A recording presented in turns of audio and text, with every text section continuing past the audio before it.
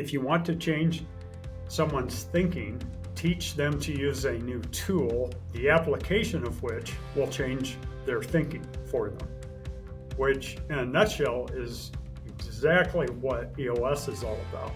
Only we're teaching leadership teams a whole series of new tools, and as they apply the tools, they transform their organization.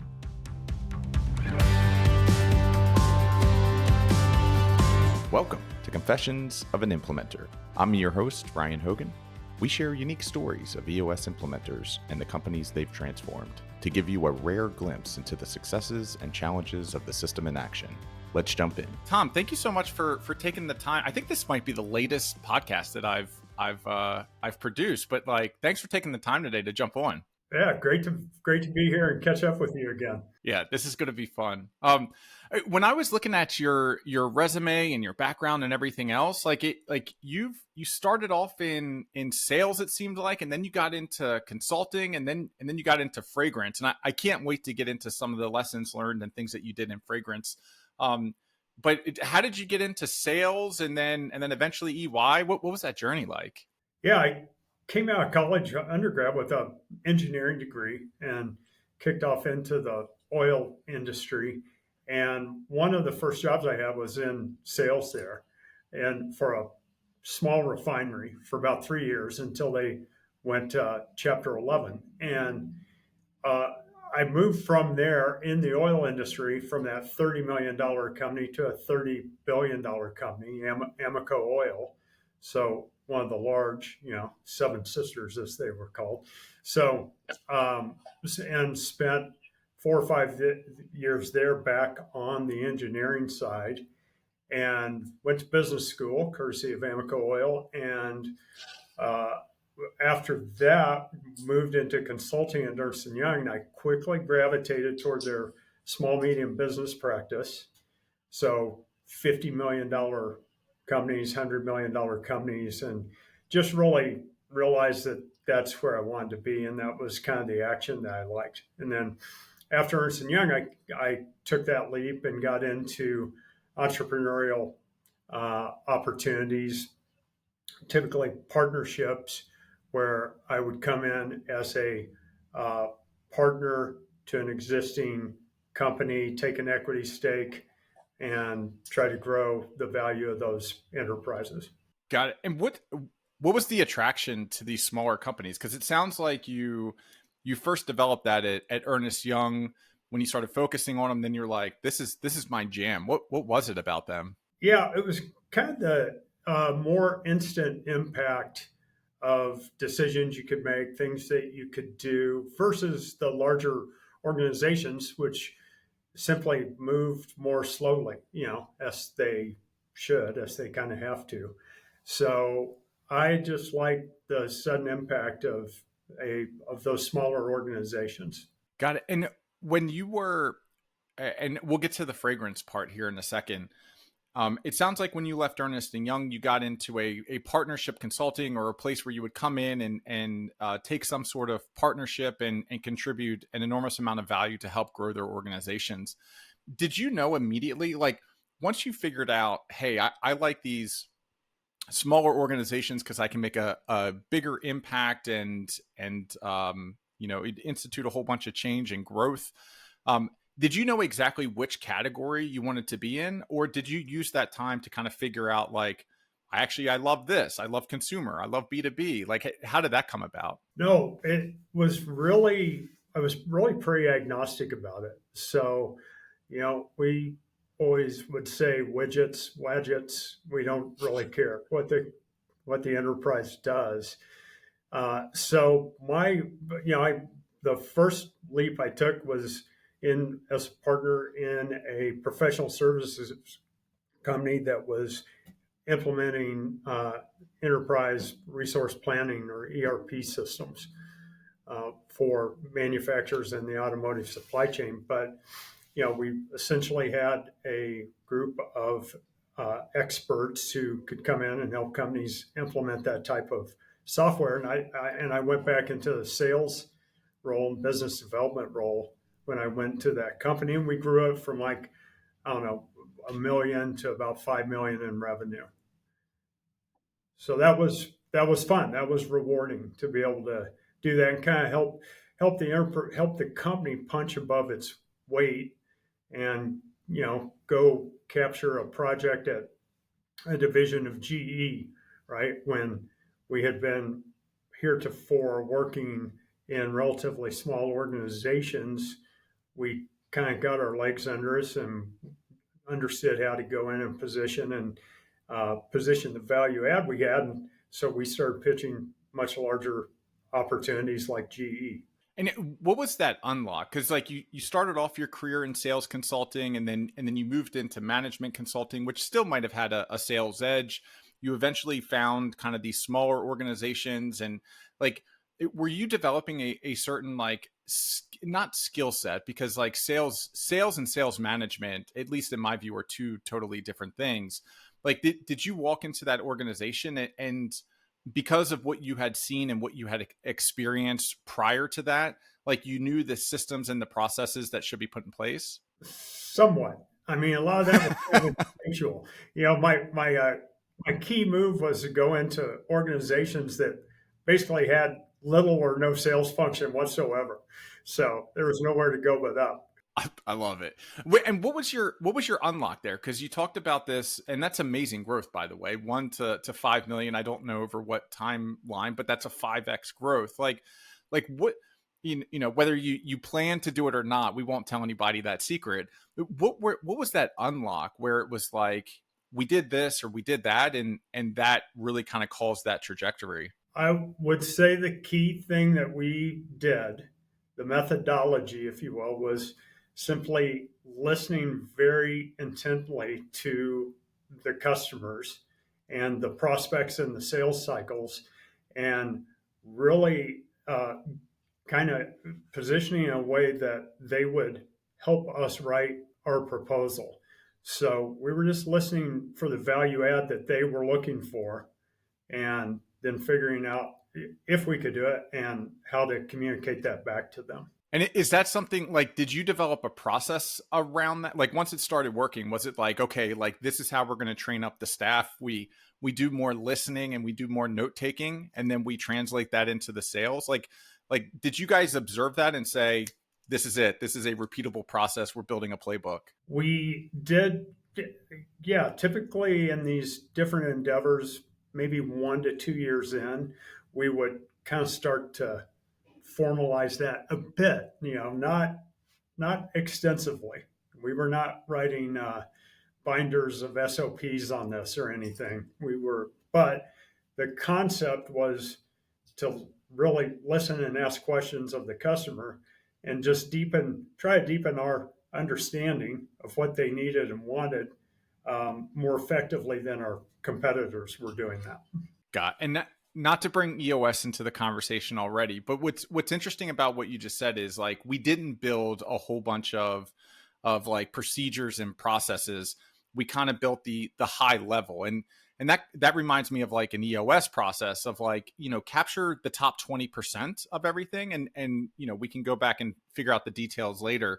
Was that by design of like that every salesperson or everybody here understands generally how to do it in a template format, but we give you the ability, the authority, the empowerment to kind of go between the lines and figure out how to actually, translate that into sales? Yeah, I would say, the trick there is that you have to get the other party, the prospect or the customer, to deepen the conversation with you, right? So the way to do that is to ask questions, but also ask the right questions that are meaningful to them or interesting to them. So some of it is just, I think, putting yourself in their shoes, thinking about how you'd be looking at the world if you're on the other side of the table talking to vendors, and try to get inside their head from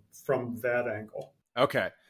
All right. So now we were in this company. We took a partnership role. We 5x'd it. We put a little bit of process and procedures. We've demonstrated or proven to ourselves that we are capable. Was the next endeavor after that in the fragrance? Where did you go after that? After that, I got bit by it was right around 2000. I got bit by the, technology bug and software, and went to a software company and spent a couple of years there in business development. And we endeavored to, at one point, sell that company. Uh, couldn't get it sold, and then I decided to, you know, exit and move on to next chapter. Next chapter then was the fragrance opportunity, and it was in turnaround mode, and they were looking for someone to come in and head up the revenue function, sales, business development. And we, you know, there was a blueprint there. The company was 40 years old at that time, and the founder had passed away. The company had dwindled over a couple of years from 6 million in revenue to, I think, 3 million. So it was in turnaround mode, and so that created an opportunity to A, do the turnaround, B, buy the company from the founder's family, who was holding it. And so the team, executed that. I came in as a minority partner on that team and executed that over a series of a few years.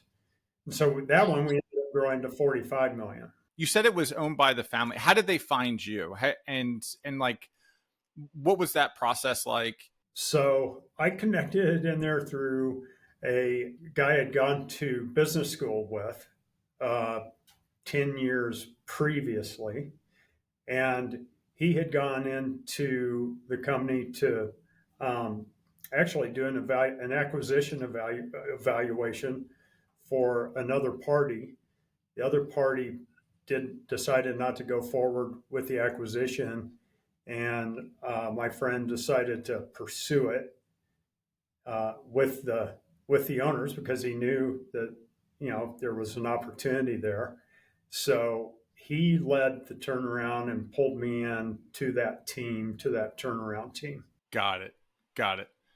Um, and so did he, when you got pulled into the turnaround team, did you guys eventually acquire the whole company, or was it still between the family and you guys?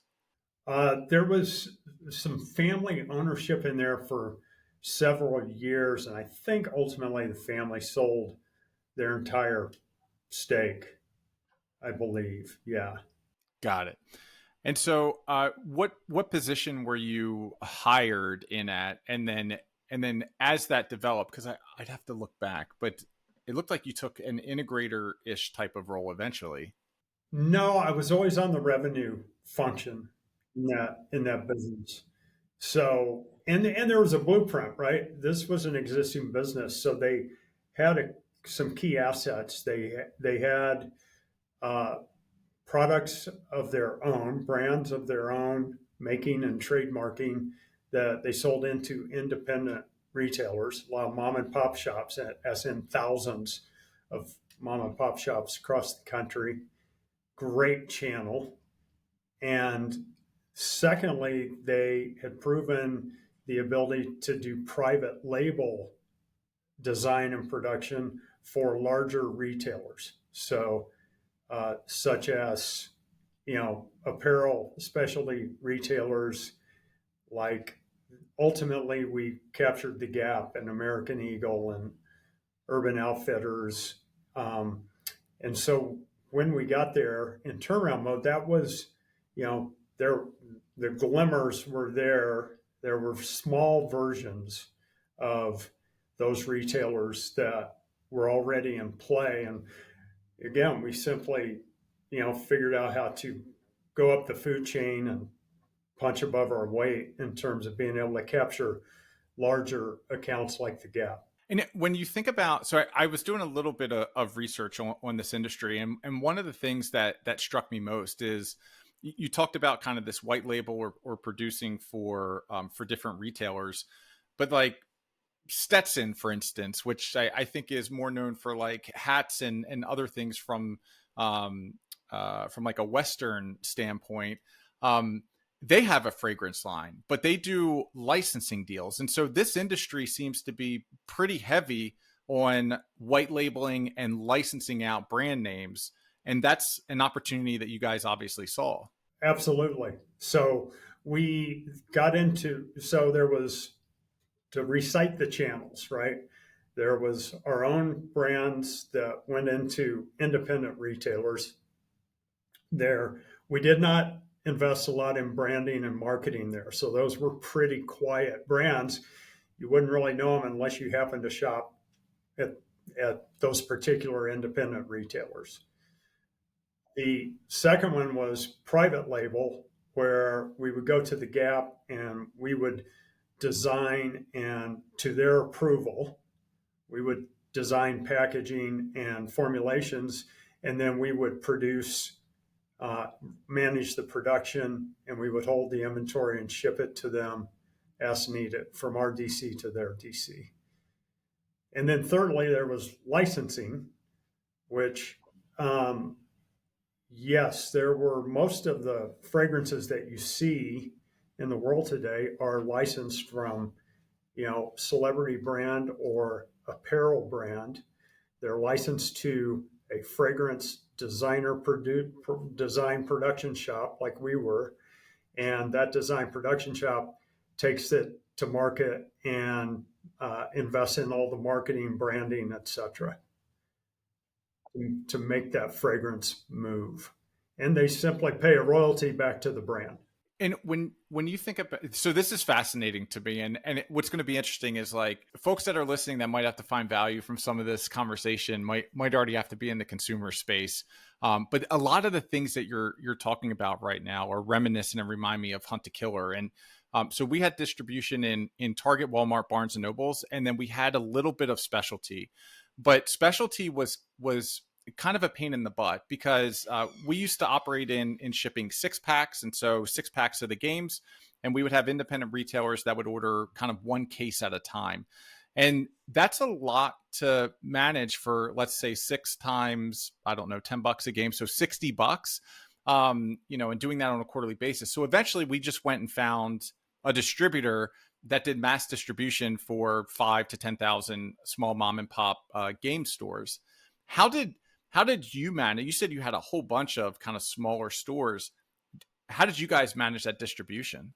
So we had our own warehouse in DC, and that was really the 40-year history of this company, was drop shipping 6-packs of fragrance to independent retailers all over the country.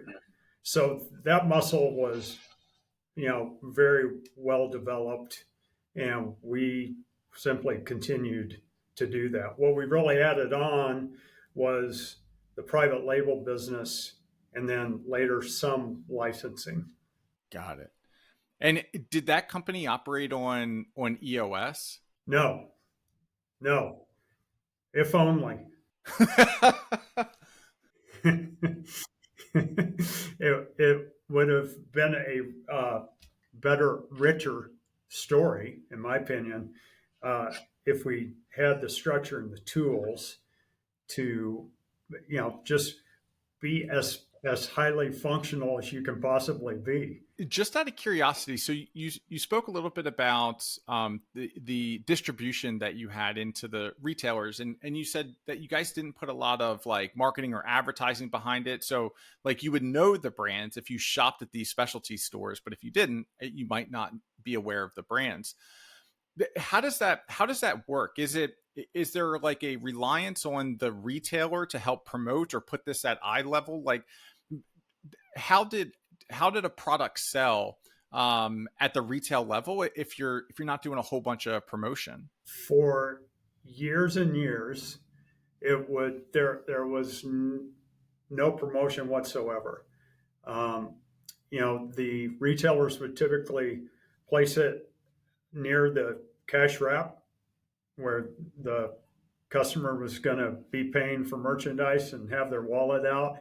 It was an impulse purchase typically, and that retailer had heavy influence on their customers because these are loyal customers coming, that frequent that particular independent retail store.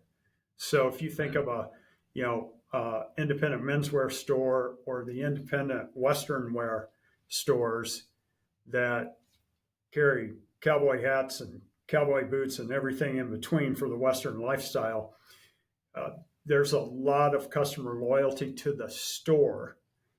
And therefore, that relationship, results in, loyalty to all kinds of things in that store, including fragrance.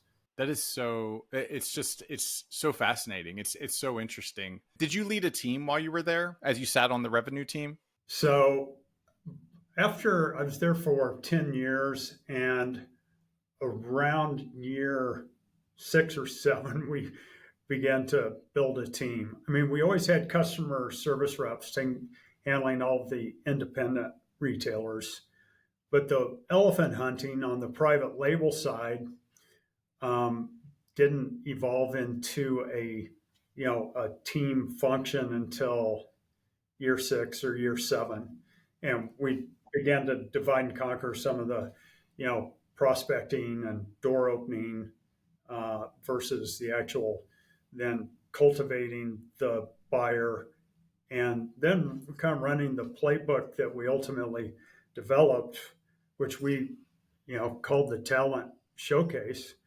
Was we would ultimately, as it got more and more qualified, we would take the entire design team that would be doing the work day to day with the client side folks and fly them to the prospects headquarters and make those connections so that they could understand, they didn't need to know the sales guy so much. They needed to know the actual talent that was going to be delivering the work product to them.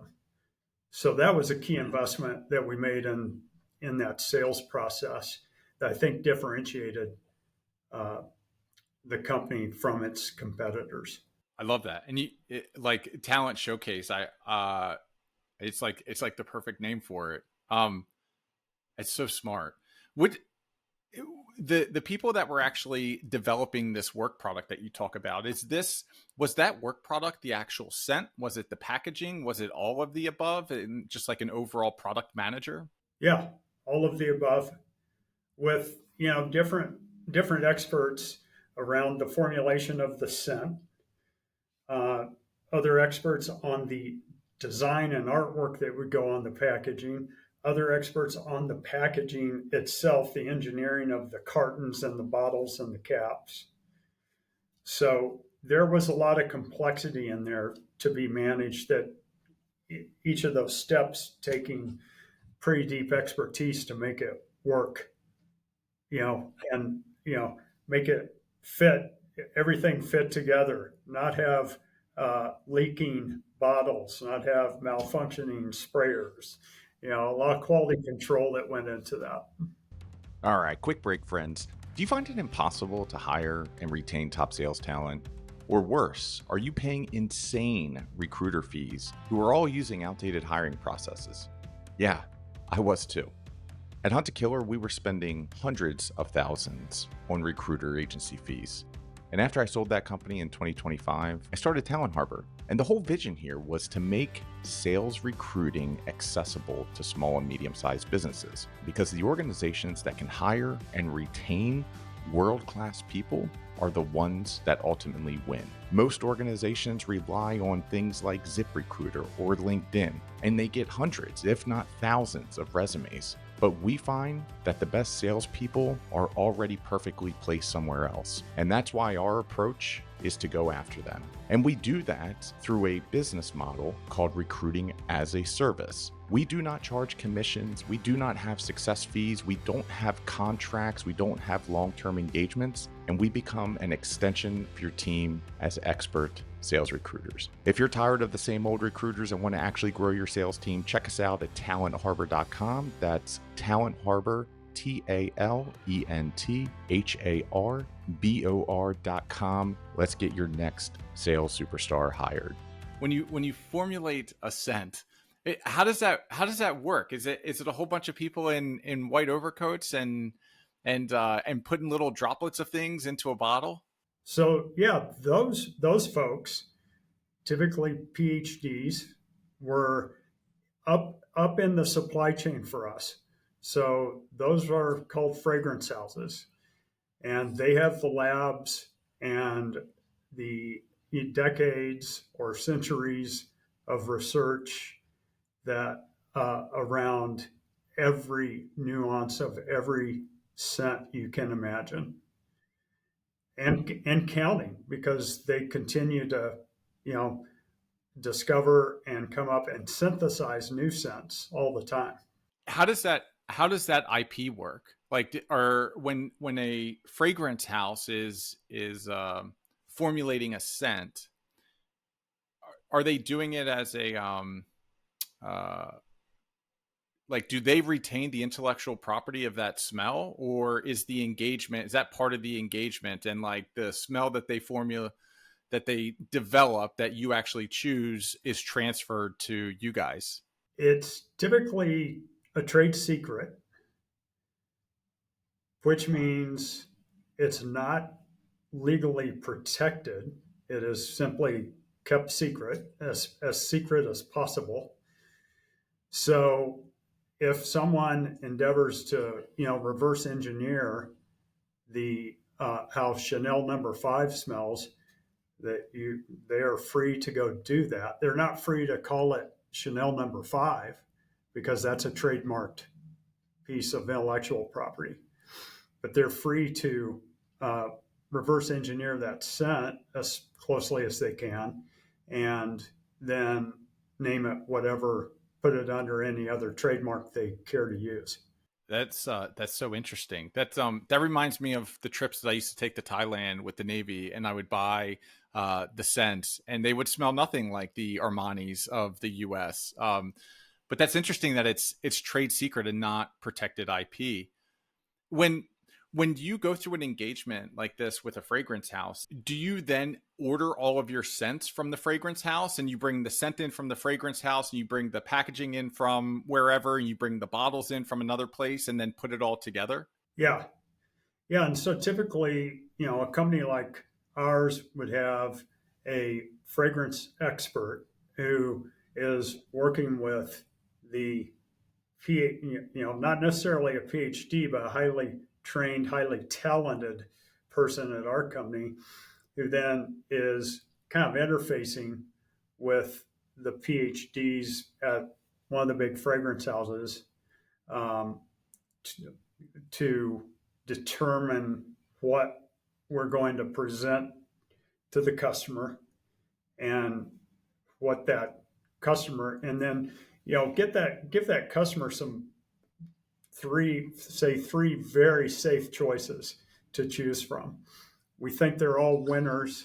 We love to have them engaged in that final selection, though, for the buy-in and the kind of the ownership of what the final product will be. How do you know which are going to be like it? And it's, if someone shows me, let's say we're doing a logo design, and I see 100 different logos, I feel like I could boil that down to 3, but I really can't explain why. Like, the logo may just make me feel a certain way, or it may just stand out, or the colors may resonate. Is there anything scientific that goes into, like, hey, you know, we had 100, we've nailed it down to 3, and these are the 3 we're gonna, like, how do you know which 3 that the client is most likely to resonate with? I will, from my point of view, I'll invoke EOS on this one. You trust your teammates. That's a great point. One of the things that we had trouble understanding with Hunt a Killer as we were developing the product was, like, how many products to have. And so there was a time where we were like, well, we'll develop 3 new SKUs each year, and then Target will take some sort of exclusive, Walmart will take 2 of them, and we'll kind of have this one that'll float between Amazon, maybe our direct consumer, maybe directly for our members. And that adjusted over the years. So I think we started off with like making like 5 a year. Then we came down to 1 a year because we had too much. Then we went back up to like 3 a year. How do you guys determine like how many new products you were going to come out with? Was it just based upon like, hey, we've got a client, we're going to produce something for that client, or like, hey, we want to come up with two new scents this year for private label? You're typically, in our case, we'd be analyzing sell through. So, if the client is less, I always use the Gap, but it could be any, large specialty retailer. They want to see, velocity and profitability per shelf space, per slot. And we do too. We're perfectly aligned with their interests in that regard. So, to the extent that we would do things like co-invest with them on promotions to increase that velocity for a given SKU in their, moving off their shelf. So you're looking at the ability to move the product through the shelf. And if that is not happening, you go to promotion. And if promotion's not helping that happen, you really want to, purge it and reload, take another swing with another design altogether. So the catch being, how much inventory did you run that you need to sell through? Like our conversations reminded me of the times that I used to sit in meetings with both sales and marketing and product, and like the numbers would go on the board, and if they were great, there was really no conversation. It was great product and great marketing, but if they weren't so great, well, then it started this interesting conversation of like, well, was it not the right product, or did we not market it correctly? I'm assuming those same sorts of conversations happened at your shop. I have a feeling they happen across the entire CPG landscape. It's true. It's true. Okay. And what were like, I'm sure you've learned things throughout every engagement, every job, every team that you've worked with throughout your career. What was interesting is like you had one company that you had helped get from 1 million to 5 million. And it sounds like this company that was in a turnaround mode was contracting a bit, and like you guys turned it around in a big way. Like what were the one or two just like epiphanies that came from that engagement and from that experience that you've continued to like take into your practice and take into your professional career?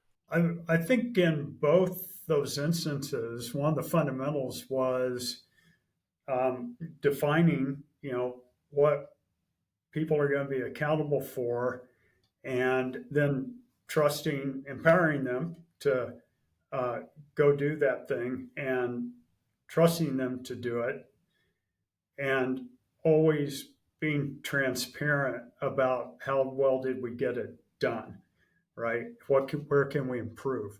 So all of which is fully baked into the DNA of EOS. I mean, EOS helps organizations do that much more intentionally, I think. It gives them the structure and the tools. If that's your intention, EOS gives you the structure and the tools to do it much more effectively than you can do it without the structure and the tools. And so when did EOS pop into your life? Because we were talking about EOS earlier of like the company might have been in even better shape. Like you guys did an incredible turnaround job, but like your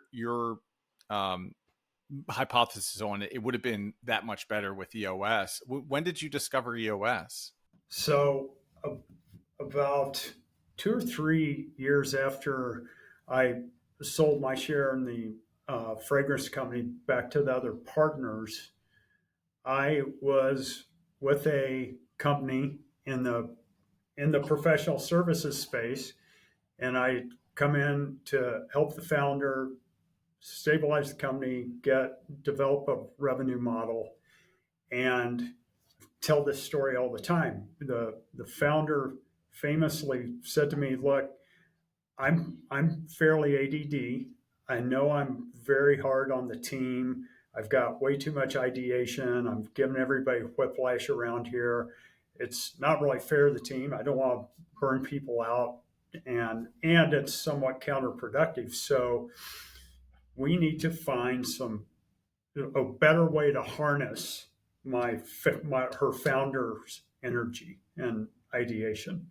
And so I had heard about EOS enough to go back and talk to some people that I knew. So we decided to implement EOS, and when I saw the impact that had on that organization, I was like, okay, now if you're going to do consulting work, here is a vehicle that you can reliably bring to owners and their leadership teams as a consultant, and it's going to have tremendous impact for them. Timing wise, that was probably like 2018. And then by 2020, I had exited there and kind of finished my run there and called EOS and, raised my hand, told them I wanted to come be an implementer. Did you do it during the pandemic? Was that when you were like getting stood up and stuff?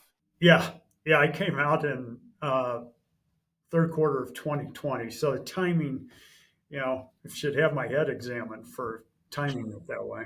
I mean, what was that like building a practice in, like, that's pretty much the heat of the pandemic. I would say like halfway through 2020 up into, I don't know, mid 2021, like we were locked in our homes. Yeah, it was super quiet.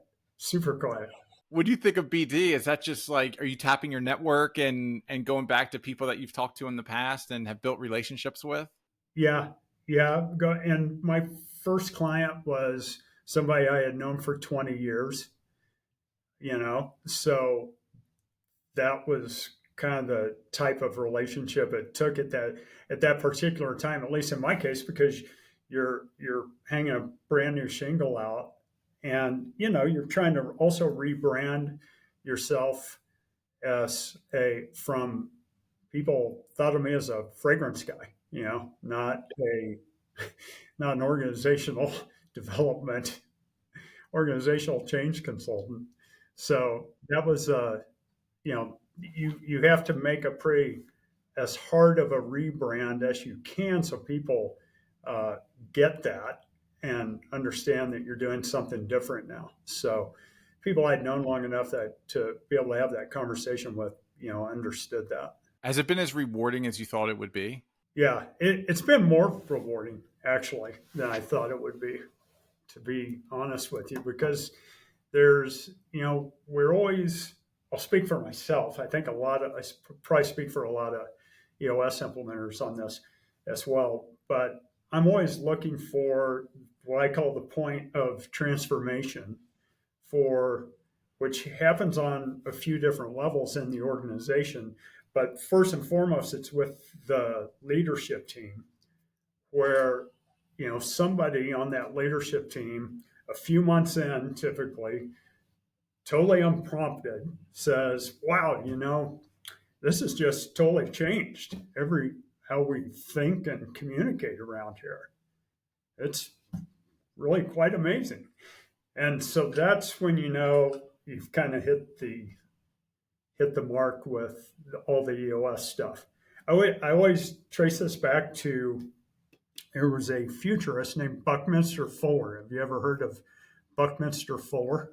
No, but I'm going to check it out now. Probably been dead for 40 years, but he got kicked out of, he was expelled from Harvard. So he's got that going for him.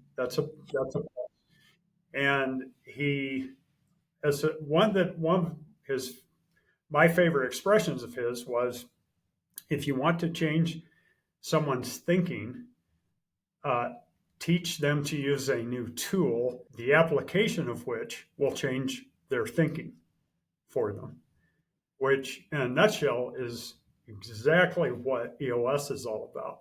Only we're teaching leadership teams a whole series of new tools, and as they apply the tools, they transform their organization.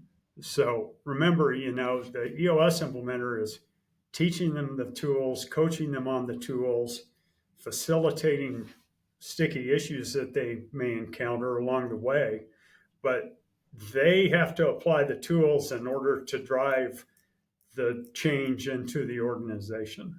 What's been some of the more challenging parts? Like if you've got a company that's trying to implement, like, have there been some like common or consistent things that you've experienced where you're like, there's ways to get ahead of this? So let's say I'm a business leader and either we're self-implementing or we've been considering for some time to bring in an implementer.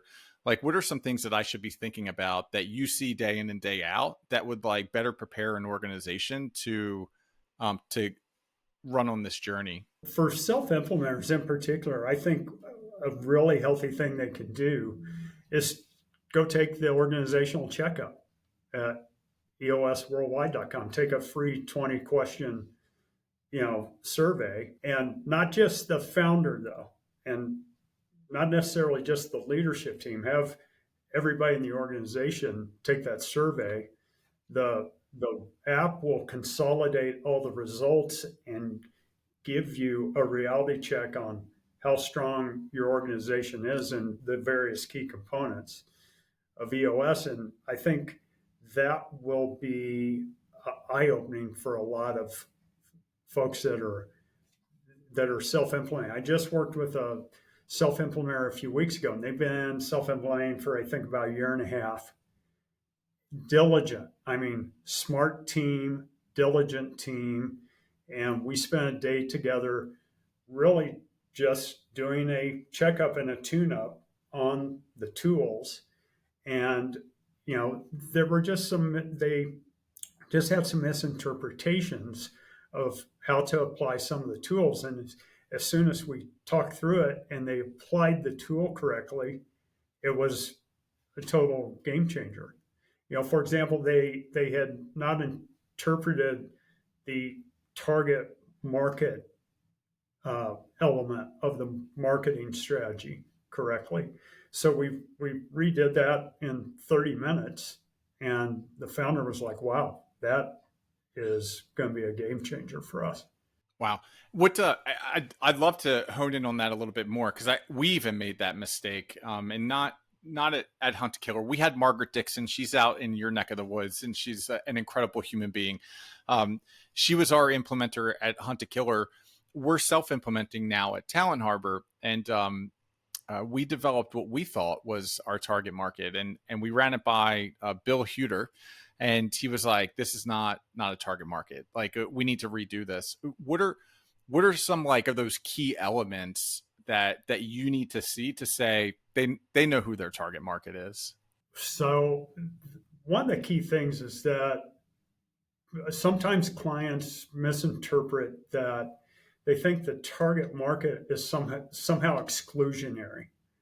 Like, oh, well, if they're not in our target market, then we're just not even we won't even take their phone call. If they want to, if they call us and want to do business and give us money, we're going to say no because they're not in our target market.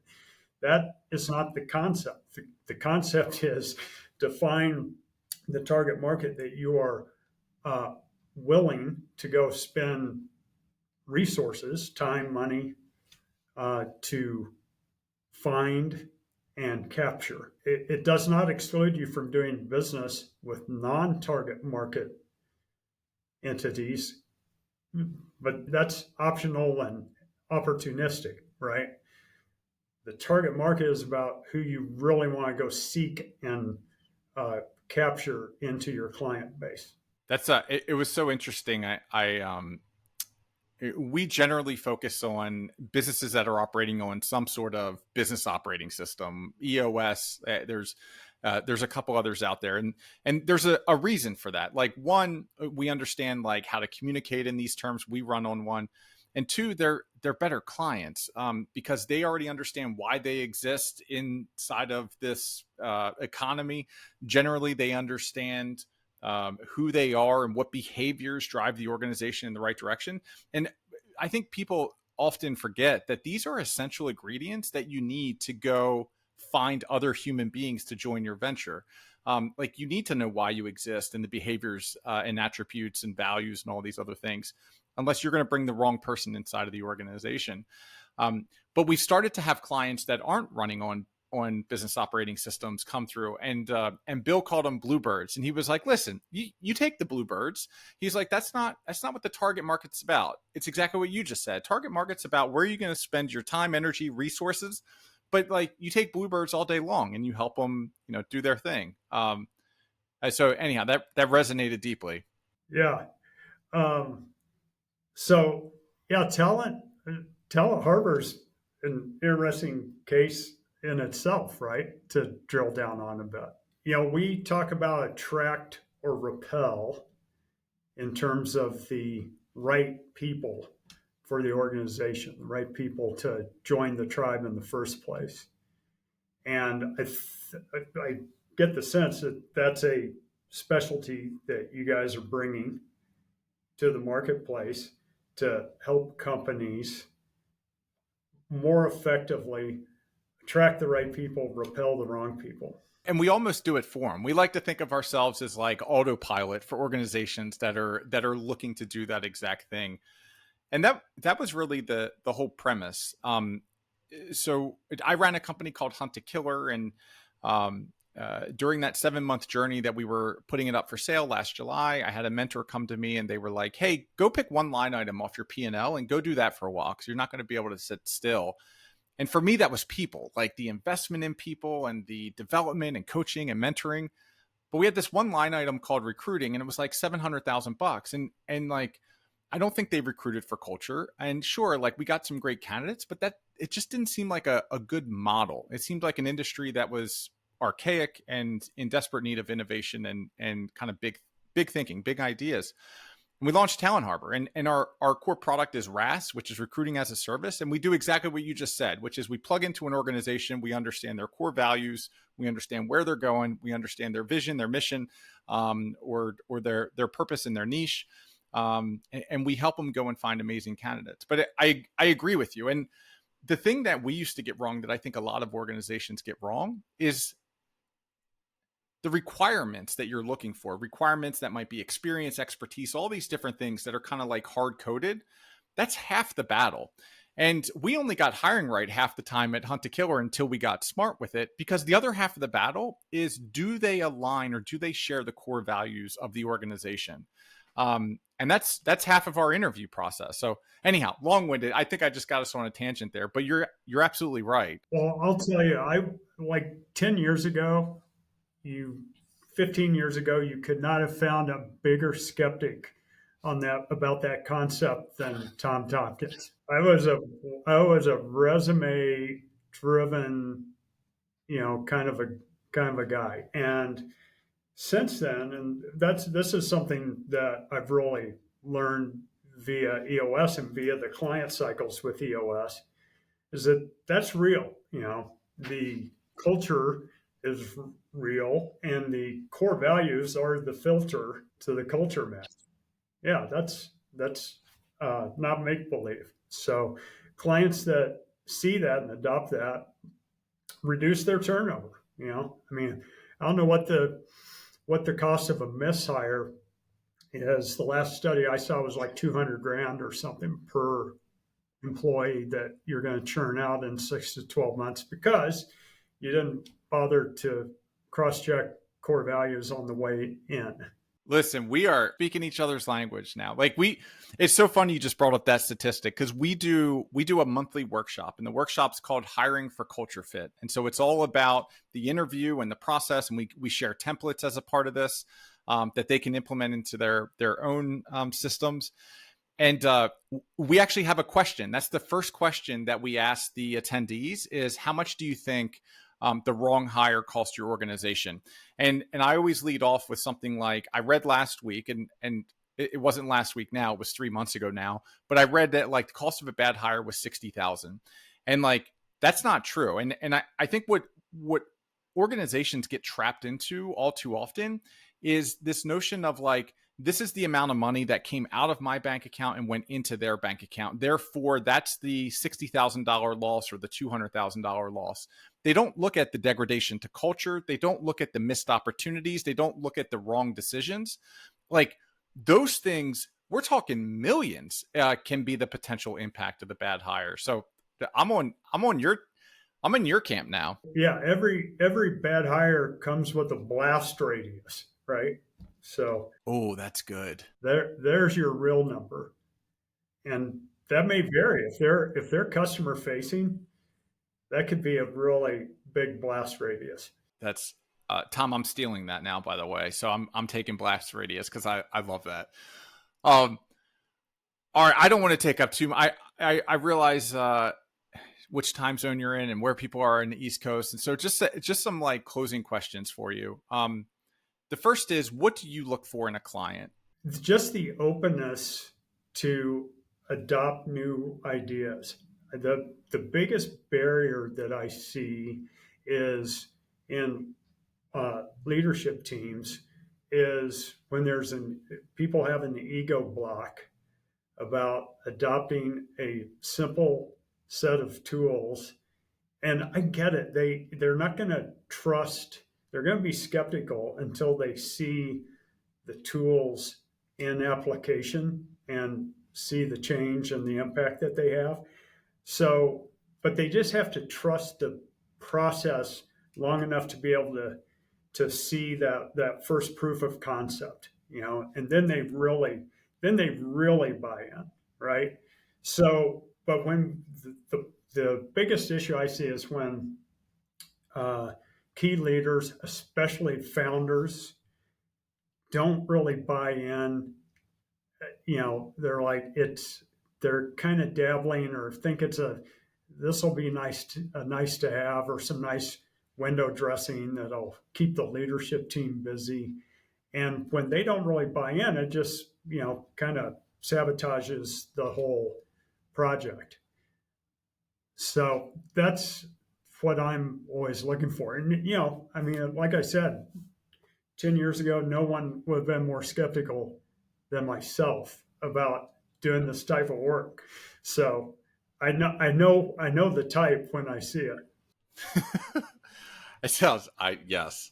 And it sounds like open-mindedness and a willingness to, it's almost like you have to trust the process going through. Like you have to be open-minded enough to say, like, that's almost the question. Like, if this does work, what would the benefits be? And like when you paint yourself in the picture of those benefits, then you just have to hit the I believe button and the trust button of like, well, if this does work, the benefits are very much worth it. And so let's try it. Yeah, I mean, there are going to be business benefits, but there are going to be all these personal and professional benefits to the leaders that are involved in the process. Along with it, they're going to improve their work life for them, and improving your work life usually improves your personal life. And do you look for clients in and around kind of your area? Do you travel? Do you do remote? Like, where do you look geographically? So I have two additional target markets beyond, my own backyard here in Boulder and Denver, which are Kansas City and Tulsa. And that's because I have, past lives and latent networks in both those cities. And so I love going back there, and I love, I have networks, and EOS is basically a word of mouth driven proposition. So where people is where you're likely to develop clients. Awesome. And then last question for you, Tom. So someone is in one of three of those locations. They're open-minded and they're ready to commit to something, and they just loved everything you just said. How do they get a hold of you? They've loved everything they've heard and they're ready to roll. How would they get in touch with you? Oh, the easiest way is just email. And like every other, all our email addresses, tom.tompkins@eosworldwide.com. Awesome. Well, Tom, I appreciate you taking the time on a late Wednesday afternoon to come and live stream some great conversation, talk about fragrance and consumer product, and and spread some wisdom. I appreciate it. I love what you're doing, Ryan. I love listening to the other interviews with the other implementers because they all have a little different angle and different insights. I get nuggets off every podcast of yours that I've listened to. Well, now I know there's 2 listeners, there's 2 downloads. So now I know who the other one is. So I appreciate you. I appreciate your support. Thanks to you so much for listening. And pretty soon you'll be able to listen to yourself, because we're going to polish this one up and push it live. Yeah, that'll be bizarre. It'll probably be horrifying. Awesome. Well, I won't tell you we've been live streaming this whole time. Tom, thank you so much for coming on. I appreciate the time today. All right, Ryan. Great seeing you.